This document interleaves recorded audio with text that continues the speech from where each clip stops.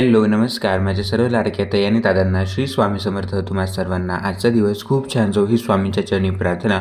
मी गजानन नाईक तुम्हा सर्वांचे माझ्या यूट्यूब चॅनलवरती मनापासून स्वागत करत आहे. तर आज होता मार्गशीर्ष महिन्यातील चौथा गुरुवार आणि त्याचबरोबर आज शेवटचा मार्गशीर्ष गुरुवार देखील होता आणि महालक्ष्मी देवीची आता संध्याकाळची माझी सेवा चालू होती. आता संध्याकाळचे वाजले होते 6.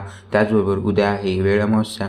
तर वेळ अमावस्येचा देखील तुम्हाला व्हिडिओ नक्कीच पाहायला मिळेल. सकाळच्या व्हिडिओमध्ये म्हणजेच कालच्या व्हिडिओमध्ये मी तुमच्यासोबत शेअर केलेला आहे की आपण पूजा मांडणी कशाप्रकारे केली पाहिजे किंवा देवीचं स्वरूप मी कशाप्रकारे तयार केलं आणि खास करून जो देवीचा मुखवटा होता तर हा मुखवटा मी दिवाळीसाठी बनवला होता. कारण तुम्ही दिवाळीचा जर व्लॉग बघितला असेल तर त्यामध्ये मी तुम्हाला संपूर्ण माहिती दिलेली आहे मुखवट्याबद्दल किंवा त्या अगोदर देखील मी मुखवट्याचे व्हिडिओ तुमच्यासोबत ऑलरेडी शेअर केलेले आहेत की मी मुखवटा कोणाकडून बनवला. म्हणजेच जे काही माझं पूजेचं साहित्य आहे तर ते मी सर्व ऑनलाईन खरेदी करत असतो आणि तुमच्यासोबत देखील शेअर करत असतो जेणेकरून तुम्ही देखील ते ऑनलाईन साहित्य खरेदी करू शकता आणि घरबसल्या मला हे साहित्य मिळून जातं. त्यामुळे आपल्याला म्हणजेच मार्केटमध्ये देखील जायची गरज नाही आणि इकडे तर मार्केटमध्ये म्हणजे जशा मला वस्तू हव्या असतात तर तशा इकडे मिळत नाहीत. त्यामुळे बरंचसं जे पूजेचं साहित्य आहे तर ते मी ऑनलाईनच बोलवत असतो.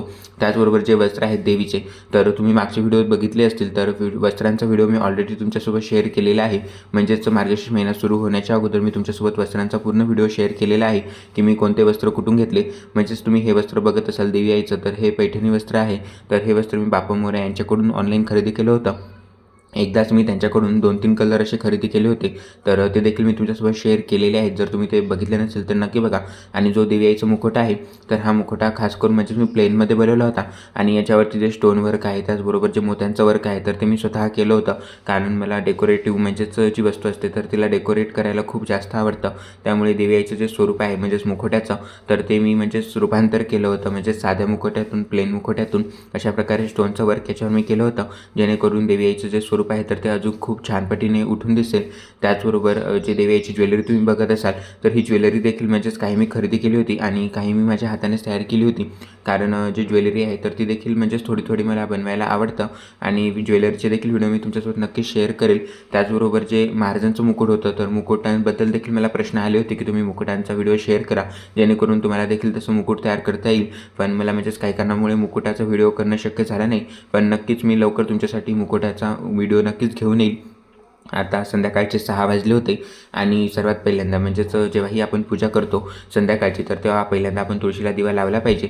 तर म्हणजेच मी माझ्या हॉलच्या खिडकीमध्ये बाहेरच्या साईडने तुळशीचं रोप देखील तिथे कुंडीमध्ये लावलं आहे. जर तुम्ही तुळशी विवाहाचा व्हिडिओ बघितला असेल म्हणजेच यावर्षी जर तुळशीचं लग्न मी इथे माझ्या रूमवरती लावलं होतं तर तेव्हाची जी तुळस आहे तर ती नंतर मी एका कुंडीमध्ये तिचं रूपांतर केलं होतं. म्हणजेच कुंडीमध्ये ती लावली होती आणि त्यानंतर आता तीच तुळस मी म्हणजेच माझ्या हॉलच्या खिडकीमध्ये ठेवलेली आहे आणि सकाळी आणि संध्याकाळी मी तिथे म्हणजे तुळशीला दिवा देखील लावत असतो आणि सकाळी मी तुळशीला पाणी देखील घालत असतो. कारण जेव्हाही आपण आपली देवपूजा करतो तर पहिल्यांदा आपण आपल्या तुळशीला पाणी घातलं पाहिजे आणि त्यानंतर आपण आपल्या सेवेला सुरुवात केली पाहिजे असं म्हणतात. त्यामुळे जी तुळस आहे तर ती मी माझ्या म्हणजेच हॉलच्या खिडकीमध्ये बाहेरच्या साईडनं ठेवलेली आहे. संध्याकाळी देखील मी तिथे तुळशीला दिवा लावत असतो आणि जेव्हाही आपल्याला महालक्ष्मी देवीची सेवा करायची असते तर तुळशीजवळ तुम्ही तुपाचा एकतरी दिवा नक्की लावा. त्यामुळे तुळशीजवळ मी म्हणजेच पहिल्यांदा तुपाचा दिवा लावून घेतला. त्यानंतर महाराजांच्या जवळ म्हणजेच जिथे माझं देवघर आहे किचनमध्ये तिथे देखील मी दिवा प्रज्वलित करून घेतला आणि त्यानंतर आता जी आपण सेवा केली होती सकाळी तर तिचीच आता सेवा पुन्हा म्हणजेच महालक्ष्मी देवीची करायची होती. त्यामुळे मी इथे देखील एक तुपाचा दिवा लावून घेतला. जर तुम्ही बघितले असेल तर मागच्या व्हिडिओमध्ये मी तुमच्यासोबत शेअर केलेलं आहे की तुपाचे दिवे देखील मी खास करून ऑनलाईनच खरेदी केलेले आहेत. कारण म्हणजे जेव्हा आपल्याला पाहिजेत तर तेव्हा आपल्याला ते मिळत नाहीत. त्यामुळे मी म्हणजेच पॅकमध्येच ते बनवले आणि खूप छान प्रकारे ते जळतात. म्हणजेच एक म्हणजे ते 2 साईजमध्ये आहेत. एक म्हणजेच अर्धा तास आणि एक 1 तासाचा आहे. त्यामुळे जेव्हा आपण म्हणजे आपली पूर्ण सेवा होईपर्यंत ते दिवे चालूच राहतात आणि सेवा झाल्यानंतर देखील ते चालूच राहतात. त्यामुळे मी याच दिव्यांचा पूजेमध्ये यूज करत असतो. तुम्ही बघत असाल तर जी निरांजन आहे तर याच्यामध्ये देखील मी जो तुपाचा दिवा आहे तर तोच लावला होता आणि ज्या समय होत्या तर त्या तर कंटिन्यू चालूच होत्या. सर्वात पहिल्यांदा जी महालक्ष्मी देवीची सेवा आहे म्हणजेच कुंचम सेवा तर ही मी सकाळीच केली होती. म्हणजेच जी धनलक्ष्मी कुंचम सेवा सर्वात प्रभावी सेवा मानली जाते तर ही सेवा मी सकाळीच करून घेतो. म्हणजेच महालक्ष्मी देवीची जेव्हा मी सेवा करतो सकाळी तर तेव्हा जी कुंचम सेवा आहे तर ती देखील मी त्याच्यासोबतच करून घेतो जेणेकरून कुंचम सेवेचं देखील आपल्याला खूप छान प्रकारे फळ प्राप्त होतं. तुम्ही देखील कुंचम सेवा नक्की करा. तर जो कुंचम आहे तर हा देखील मी तुमच्यासोबत शेअर केलेला आहे कुंचमचा व्हिडिओ, की मी कुंचम कोणाकडून बनवला आणि त्याची संपूर्ण माहिती मी त्या व्हिडिओमध्ये तुमच्यासोबत शेअर केलेली आहे. जर तुम्हाला कुंचम हवा असेल तर तुम्ही त्या व्हिडिओच्या डिस्क्रिप्शनमध्ये मी त्यांचा नंबर देखील दिला आहे. त्यांच्याशी कॉन्टॅक्ट करून तुम्ही कुंचम घरबसल्या मागवू शकता. म्हणजेच हे जे सर्व साहित्य तुम्ही बघत असाल तर हे सर्व साहित्य मी ऑनलाईनच खरेदी केलेलं आहे. आणि जर तुम्हाला कोणतं साहित्य हवं असेल तर तुम्ही कमेंटमध्ये नक्की विचारा, मी तुम्हाला त्यांचा नक्कीच मोबाईल नंबर प्रोव्हाइड करेल. सुरुवातीला मी तुळशीला दिवा लावून घेतला आणि त्यानंतर मी माझ्या सेवेला सुरुवात केली. त्याचबरोबर जे धूप होते म्हणजेच जे गुलाबाचे धूप होते तर हे देखील मी म्हणजेच तिथे मला मार्केटमध्ये रिसीव झाले होते, त्यामुळे मला ते ऑनलाईन खरेदी करायचं काम भासलं नाही. आणि ते देखील पूजेच्या वेळेस मी लावत असतो, कारण त्याचा जो वास आहे तर तो खरंच खूप छान आहे. आणि जेव्हाही आपण अशा प्रकारच्या पूजा करतो तर नक्की तुम्ही भीमसेनी जो कापूर आहे तर तो नक्की जाळा, जेणेकरून आपलं जे वातावरण आहे तर ते पॉझिटिव्ह होतं. म्हणजे जी काही निगेटिव्ह एनर्जी असते तर ती आपल्या घरामधून निघून जाते आणि एक पॉझिटिव्ह एनर्जी आपल्या घरामध्ये साचते. सुरुवातीला मी पहिल्यांदा महालक्ष्मी देवीला हळदी कुंकू लावून घेतला आणि त्यानंतर जी काही पूजा मी मांडणी केली होती तर त्याच्यावर देखील मी हळदी कुंकू वाहून घेतलं. यानंतर मी सेवेला सुरुवात केली. पहिल्यांदा आपलं जे महाराजांचं श्री स्वामी स्तवन आहे तर ते मी वाचून घेतलं. त्यानंतर महाराजांची मी एक माळ जप करून घेतली आणि त्याचबरोबर श्री महालक्ष्मी देवीची देखील म्हणजेच एक माळ जप करून घेतली. ओम श्री महालक्ष्मी देवे नमः, ओम श्री महालक्ष्मी देवे नमः या मंत्राचा जप करत करत 108 वेळा मी एक माळ जप करून घेतली. कारण जेव्हाही आपण कोणतीही सेवा करतो तेव्हा सेवेची सुरुवात आपण श्री स्वामी स्तवनाने करतो आणि त्यानंतर आपण आपल्या सेवेला सुरुवात करतो.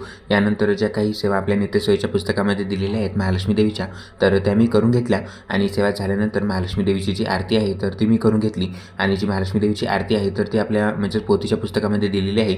जी आपली गुरुवारची मार्गशीर्ष महिन्यातली गुरुवारची जी पोथी आहे महालक्ष्मी देवीची तर त्याच्या शेवटच्या पानावरती महालक्ष्मी देवीची आरती दिलेली आहे. त्यामुळे आपल्याला इकडे तिकडे म्हणजे यूट्यूबवर लावल्यापेक्षा आपण तिथून देखील ती आरती वाचू शकतो किंवा म्हणू शकतो. तर त्यानंतर जी काही आरती होती तर ती मी करून घेतली.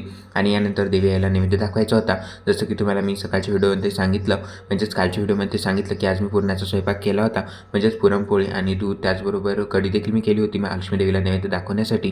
कारण आज उद्यापन देखील होतं आणि इकडे तर म्हणजेच कोणीही दुसरं करत नाही हे व्रत, कारण हा एरिया बंगाली आहे. त्यामुळे फक्त मीच एकट्याने केलं होतं. त्यामुळे जवळपासचे जे काही म्हणजेच ताई वगैरे होत्या तर त्यांना म्हणजे दाखवण्यासाठी मी बोलवलं होतं. त्यांना पण मी केलेली जी पूजा आहे तर ती खूप आवडली आणि त्यांना असं वाटायचं की जे देवीचं स्वरूप आहे तर ती एक मूर्तीच आहे म्हणजेच पूर्ण. मग नंतर मी त्यांना एक्सप्लेन करून सांगितलं की हे सर्व जे पार्ट्स आहेत तर ते वेगवेगळे होतात. म्हणजे जो देवीचा मुकुट आहे तर तो वेगळा आहे, त्याचबरोबरची साडी आहे तर ती देखील वेगळी आहे आणि ज्वेलरी तर आपण म्हणजेच वेगळीच परिधान करतो. त्यानंतर जी देवीची ओटी होती तर सकाळच्या व्हिडिओमध्ये मी तुम्हाला सांगितलं की देवीची जी ओटी होती तर आज भरायची होती. तर तुम्ही बघत असाल तर देवीची जी ओटी होती तर ती देखील मी भरून घेतली. देवी यायला जो नैवेद्य होता तर तो देखील आता मी दाखवून घेतलेला आहे. आणि हा संध्याकाळचा म्हणजेच 6:30चा व्हिडिओ आहे, कारण सेवा करण्यासाठी म्हणजेच अर्धा तास तरी लागतो. तर तुम्ही बघू शकता देवी आईचं जे स्वरूप आहे तर ते अशा प्रकारे आता दिसत आहे. आणि खरंच देवी आईची सेवा करून मला खूप छान वाटलं. आणि आता 4ही गुरुवार मार्गशीर्ष महिन्यातील झालेले आहेत. आता आपला मार्गशीर्ष महिना संपून आता पौष महिना लागणार आहे. पौष महिन्यामध्ये आपण भगवान श्री सूर्यनारायणाची पूजा करत असतो रविवारी. तर रविवारचे देखील आता व्हिडिओ तुम्हाला पाहायला मिळतीलच. तर मागच्या वेळेस देखील मी सूर्यदेवताची पूजा केली होती तर ते व्हिडिओमध्ये मी तुमच्यासोबत शेअर केले होते, पण काही कारणामुळे माझं जे जुनं यूट्यूबचं चॅनल होतं तर ते डिलीट झालं होतं. त्यामुळे ते व्हिडिओ आता मी तुमच्यासोबत शेअर करू शकणार नाही. पण यावर्षीचे जे सूर्यनारायणाचे व्हिडिओ आहेत सेवेचे तर ते देखील मी तुमच्यासोबत नक्की शेअर करेन, जेणेकरून तुम्ही देखील तशा प्रकारे सूर्यनारायणाची सेवा करू शकता. तर तुम्हाला माझा आजचा व्हिडिओ कसा वाटला कमेंटमध्ये नक्की सांगा. व्हिडिओ आवडला असेल तर लाईक, शेअर आणि सबस्क्राईब करायला विसरू नका. भेटूया अशाच नवनवीन माहितीपूर्ण व्हिडिओसोबत. तोपर्यंत सर्वांना पुन्हा एकदा श्री स्वामी समर्थ.